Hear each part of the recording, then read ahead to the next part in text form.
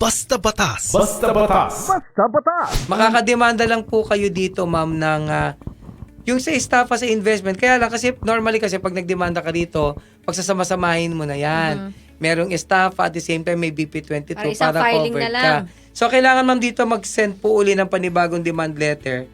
Yung pong mga cheque po, ma-specify. I-itemize mo na, ma'am. Ma-itemize ma'am, pati yung number.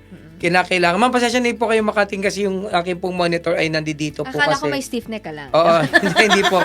So, ma'am, pinapatawa lang namin kayo kasi we'd like to... Naiiyak-iyak kasi si madam. Ma'am, kasi gusto natin medyo light lang din yung paliwanag para hindi po tayo maging emotional, mas makapag-isip tayo ng tama. So gusto niyong tuluyan, gusto niyong Kung gusto i-demanda. nyo tulayan, ma'am, ma'am, kailangan ma'am magpadala ng panibagong demand letter, i-specify po yung mga cheque po. Para sabihin, tumalbig yung mga cheque nyo as follows. Number 1, Check number 58, ganyan-ganyan. Nitong bangko, issued on, kailangan lagay nyo rin yung date. Kunyari, issued on 25 October 2022. Pati yung bangko. Amounting to tapos kung saang bangko. Tapos reason for dishonorment, nakalagay doon, DAIF or account closed.